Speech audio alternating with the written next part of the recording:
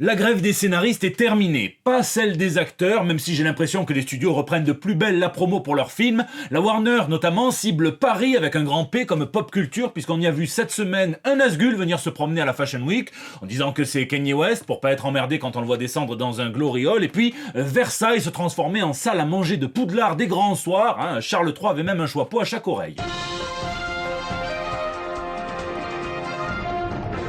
Rendez-vous ce week-end à Bourges, au festival Bulberry, où j'aurai le bonheur de donner dès le samedi 15h à la médiathèque Leila Slimani une conférence sur les comics et la magie, oui, mais une conférence dessinée, à savoir que l'artiste Thierry Bouer va lui aussi faire opérer sa magie, donner vie à un dessin le temps de la conférence, qui sera ensuite vendu aux enchères au profit de l'Esop, une banque alimentaire, et on sait qu'ils en ont bien besoin en ce moment. Un petit peu plus tard, à 17h30, à l'auditorium du Conservatoire de Bourges, j'animerai une battle de dessins endiablés entre 4 artistes, Dave, Pauline Roland, Justine Cunha et Alexandre Arlen. On va se régaler, et puis le lendemain, le dimanche à 16h à l'hôtel du département, venez vous frotter à un tout nouveau quiz avec évidemment, j'espère du fun et surtout des lots et des goodies à gagner. On espère vous y voir nombreux. En attendant, ici votre fidèle commis des comics, vous êtes dans l'émission qui fait le tour de l'actu de l'industrie du comic book et de tous ses dérivés. C'est le 418e JT Comics, et depuis que Justin Roland a été acquitté des faits qu'il aurait conduit à présenter sur M6 une émission d'immobilier, mais accusé de faits qui l'ont rendu un petit peu bankable aux yeux de TF1, qui hésite entre lui donner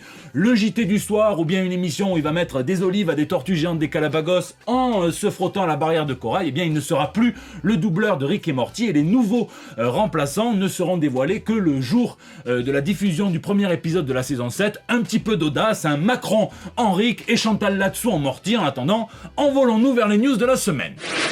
Poupée maudite. C'est pas du vaudou, c'est la news insolite de la semaine, puisque selon la fédération des commerçants qui pratiquent la vente au détail, cet Halloween 2023 va être encore un nouveau record, avec plus de 12,2 milliards de dollars que prévoient de dépenser les ménages américains, soit 109 dollars par personne. Et ce qui est intéressant, c'est que sur les 75% d'adultes qui savent comment ils comptent se déguiser, déjà bravo à eux, eh bien 5,8 millions seront des sorcières, 2,4 millions des vampires. Et attention, c'est le combat entre les Initials BB. 1,8 million seront déguisés en Barbie contre 1,5 million de Batman. En réalité, c'est à Chucky que ça doit faire tout drôle d'être poignardé dans le dos par une poupée Barbie, mais putain, Mattel, sortez-nous une Barbie nuit, une Barbie vengeance, une Barbie Batman, et rajoutez même le Batboob, amovible, articulé évidemment, voire même motorisé. Au moins ça vous évitera de sortir un Batcopter à côté. En attendant, ce qui rassure, c'est que chez les tout petits, eh bien c'est encore Spider-Man qui se tisse la part belle de cet Halloween, avec 2,6 millions d'enfants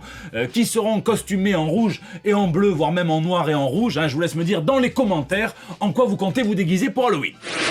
L'arnaque. Cette semaine, aussi bien chez Marvel que chez DC, on entend la même chose que quand tu lis les petites lignes en astérisque de ton contrat mutuel après un soin un peu coûteux. Oh l'enculerie, puisque chez Marvel, c'est l'ancien producteur exécutif de la série Daredevil, Steven The Knight, qui déclare que Daredevil c'est de l'arnaque. Non Steven, Daredevil c'est de l'arnaque. Si tu essayes de lui vendre des lunettes de vue ou un pull désigual, en réalité l'homme épingle surtout les manœuvres comptables de Disney, qui en ajoutant simplement Born Again saison 1, esquive de payer les créateurs qui ont fait le succès des 3 saisons sur Netflix, sur lesquelles capitalise évidemment Disney, déjà en embauchant les 2 acteurs principaux du show, le Caïd et Daredevil, et puis même les ajouts périphériques, les meilleurs en plus, John Bernthal en tant que Punisher. On est clairement sur une saison 4 en termes de renommée au moins. Tout ça, ça pourrait nous faire dire, et on le sait un petit peu déjà, que la souris est peut-être en fait un gros rat, le genre qui se bat à Marseille contre les mouettes, mais en pied-point. Mais il y a des trucs qui peuvent contredire un petit peu ça quand on apprend que Kevin Feige a dépensé 270 millions de dollars pour le budget du film The Marvels, à la suite de Captain Marvel, et faudrait qu'on puisse s'interroger de manière non sarcastique sur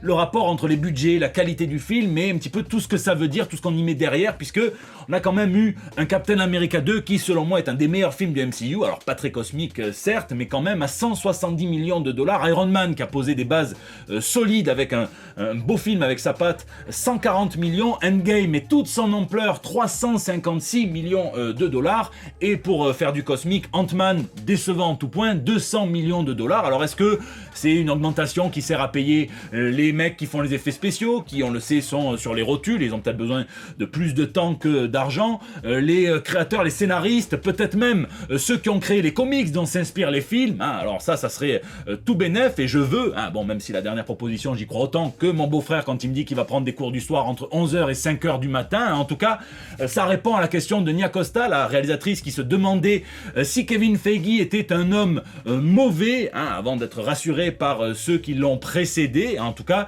si c'est un homme mauvais, eh bien il a les poches qui ont bon fond. Lui a contribué à bâtir le MCU, du moins son jeune catalyseur, hein, David S. Goyer, qui est le scénariste des 3 premiers Blade, mais aussi chez Marvel de la série sur Nick Fury, de Ghost Rider 2 chez DC, de la trilogie des Batman de Nolan, puis de Man of Steel, puis de BVS, hein, d'autres films aussi. Eh bien, il a déclaré quelque chose qu'on savait un petit peu tous sans trop oser se l'avouer, comme quand il y a une odeur bizarre dans la pièce et qu'on n'est que deux. Il dit que la course de la Warner pour avoir à tout prix son propre MCU, pour recopier les studios Marvel, a été un des facteurs de sa chute, hein. Il a tout à fait raison, hein, puisqu'on dit qu'il aurait dû avoir un Man of Steel 2 pour prendre bien le temps de développer le personnage de Superman avant de lui faire rencontrer directement Batman, et il a raison. Et puis après on sait le cirque de la Justice League mi-Whedon, mi-Snyder, hein, pour plein d'autres facteurs évidemment aussi, hein, mais il dit qu'il n'y avait aucune stabilité de la direction de la Warner, qui changeait tous les 18 mois et poussait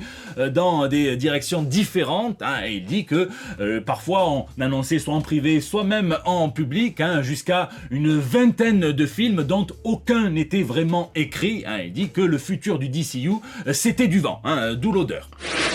Et si? Et cette semaine, peu d'actu ciné concrète, mais pas mal d'occasions manquées. J'adore ça, hein, les projets qui auraient pu exister. Et toujours David S. Goyer qui se confie sur le premier scénario du film Blade, qu'il a coécrit en partie avec David Fincher, qui devait réaliser le film. Et il se souvient d'une réunion où il est arrivé avec une table dans la salle de conférence géante sur laquelle étaient posés une 50aine de livres de photos, tout plein de notes, de post-it à l'intérieur, qu'ils ont passé près de 2 heures à ouvrir chaque livre de David Fincher, hein, et puis à leur décrire avec des photos l'ambiance, l'esthétique de chaque scène du film. Il dit que ça a été très enrichissant, et quand Fincher a dû partir du projet ensuite, il était en pleine production de Seven et puis a probablement eu des divergences créatives comme on dit, eh bien il s'est inspiré de cette réunion dans le script final. Ça c'est vraiment le genre de moment que je paierais pour voir, hein. Justement en parlant de payer pour voir, ça me fait mal dès que j'entends parler du film Bad Girl, là, le film à 90 millions de dollars terminé, que la Warner a préféré enterrer pour en faire une déduction fiscale, hein, et les réalisateurs ont encore dit que le film aurait été trop bien parce que déjà il a coûté pas cher, donc il aurait été peut-être plus rentable, parce qu'il y avait Michael Keaton et que les gens aiment la Bat Family, parce qu'il y avait tout cet univers là, et que la prestation de Brendan Fraser en pyrovole était digne d'un Oscar. On le saura peut-être un jour, de façon un petit peu complexe, mais pourquoi pas. Et puis attention, une bonne nouvelle, mais sur un film qu'on attend depuis tellement de temps que je n'y croirai qu'au moment où je serai assis au cinéma et la séance sur le point de commencer, il ne manquerait que 30 pages au script de Spawn pour être terminé. Ça c'était avant la grève des scénaristes, qui vont pouvoir donc s'y remettre. Apparemment ils savaient où ils voulaient aller, hein, mais attention, les aventures de la créature de Todd McFarlane n'auront pas la belle vie non plus, puisqu'il nous dit qu'il faut ensuite trouver un acheteur pour le film, peut-être même plusieurs, pour déclencher une guerre des prix et donner le meilleur budget, la meilleure chance au film. En tout cas, on sera évidemment au rendez-vous, hein. Et puis quelque chose que j'aurais pu placer dans les arnaques de la première news, mais qui est aussi peut-être une belle occasion manquée pour certains de fermer leur gueule, hein. Vous savez, on a tous une catégorie préférée sur Pornhub, hein. Certains cherchent couple mignon, d'autres quadruple peiné au carré, d'autres nains sympathiques, hein. Et bien certains journalistes ne se pignolent que sur Martin Scorsese qui parle de Marvel, hein, puisque GQ a encore recueilli la parole du réalisateur qui dit qu'il y a un enjeu culturel, voire même une guerre, hein, qui se joue avec les films Marvel, et qu'il a peur que ça fasse du mal à toute une génération de spectateurs qui pensent que le cinéma n'est que les films Marvel, et que donc la guerre culturelle se joue grâce au réalisateur, hein. Il parle des frères Safdie et aussi de Christopher Nolan pour sauver le cinéma, avec la douce ironie évidemment qu'il a réalisé une des meilleures trilogies sur Batman et une surtout des plus populaires, hein. Mais bon, moi je retiendrai que de tout son grand discours réinventons, hein, il le dit, ça marche aussi bien pour le cinéma que pour les médias ciné avec Scorsese. La source. Partons un petit peu à la source, avant les adaptations ciné, avant que ça soit trop compliqué, puisque dans l'actu purement comics, encore des nouvelles de Marvel qui nous fait monter la température d'un cran avant la New York Comic Con et qui ont annoncé que ça y est, oui, la série Ultimate Spider-Man va être relancée par Marco Checchetto et le scénariste Jonathan Hickman. Ultimate Spider-Man, c'est ce qui avait été proposé au début des années 2000 par Brian Michael Bendis et Mark Bagley pour revitaliser le titre de l'araignée et démêler la toile complexe de la continuité depuis les années 60. Là où je suis très heureux et un petit peu frustré, c'est d'avoir Checchetto sur le personnage parce que je trouve qu'il le dessine sublimement bien. J'aurais préféré qu'il soit sur la série principale sur Peter Parker, celui qu'on connaît avec Chip Zdarsky, parce que dans leur run sur Daredevil, je trouve que c'est le meilleur personnage qui est écrit, un Spider-Man sérieux, et ça fait du bien. On attendra la Comic-Con où risque d'être annoncée une nouvelle série Ultimate X-Men, une série Ultimate Black Panther et d'autres titres dans cet univers ravivé par Marvel. Un Marvel qui en 1974 nous proposait l'adaptation de la Planète des Singes en comics par Doug Moench, Jerry Conway et Mike Ploog. Et bien, 50 ans plus tard, on va avoir droit à une préquelle du film en comics par monsieur Mark Guggenheim qui, outre d'être connu en tant que producteur de séries comme Arrow ou bien Legends of Tomorrow, est aussi un auteur de comics qui a déjà beaucoup travaillé chez Marvel sur du Wolverine, du Punisher et plein d'autres titres, et qui va là nous proposer un préquel dans lequel on verra deux singes scientifiques, Zira et Cornelius, faire appel à une jeune femme qu'on connaîtra plus tard sous le nom de Nova pour trouver leur neveu Lucius. Mais attention, c'était le phénomène du dernier Across the Spider-Verse. Miguel O'Hara va avoir droit à sa propre série. Il est devenu assez populaire d'ailleurs pour avoir son nom juste avant celui de sa série, un petit peu comme Peter Parker, The Spectacular Spider-Man, ou alors Michel Fourniret, The Predator. Miguel O'Hara, Spider-Man 2099, c'est une mini-série dans laquelle on verra l'araignée du futur se confronter à toutes les propriétés un petit peu horrifiques, les héros d'horreur de l'univers Marvel, même les Marvel zombies originaux. DC se fait discret en ce moment, ils en gardent un petit peu sous le coude, mais on a quand même appris qu'ils vont refaire équipe avec Spotify pour nous proposer une série audio, la suite de Batman Unburied, où Hassan Minhaj reprendra son rôle de Sphinx, s'appelle Secrets in the Dark, mais rassurez-vous, évidemment, elle ne sera pas dépourvue de Batman, puisque Coleman Domingo revient, les deux feront équipe pour traquer un faux justicier qui se met à tuer un petit peu tout le monde, un petit peu comme la cuisine de ma tante. Et en parlant de tueurs de polar, eh bien sachez que leur run sur Daredevil est culte. Brian Michael Bendis et Alex Maleev se réunissent pour le titre Masterpiece chez Dark Horse, qui fera partie du Jinx World, donc l'univers un petit peu polar noir de Bendis, cover, Earth et j'en passe. Là, c'est une gamine très brillante de 16 ans qui va apprendre qu'elle est en réalité la fille des deux plus grands génies criminels qui soient. Et donc, on va voir un petit peu comment ça se passe pour elle. Et en parlant de polar et de criminels, eh bien, sachez que David et Maria la femme vont proposer dans Under Heist un personnage qui, addict au casino, au jeu de casino, va vouloir s'en sortir. Il a touché le fond et il apprend l'existence d'un cas auquel il va se mêler puisqu'il pense être le meilleur pour le coup, puisque ça se passe dans le réseau de métro new-yorkais dans lequel il a travaillé toute sa vie, ça promet. Lisez, cette semaine je prépare le festival de ce week-end au Bulberry, d'autres, puisque j'aurai le bonheur d'être au Hero Festival le 11 et le 12 novembre, avant ça à Saint-Cana le 21 octobre, au Japan, à la peine Open Mirabeau le 28 octobre, donc ça se passe plutôt dans la région marseillaise et vous êtes tous les bienvenus, à avoir plein de bons artistes, surveillez la programmation des guests au Hero Festival, je suis très content, eh bien j'ai pas trop lu grand chose, mais j'ai quand même eu le temps de terminer le run de Chip Zdarsky, de Marco Checchetto et des autres artistes sur Daredevil et j'ai beaucoup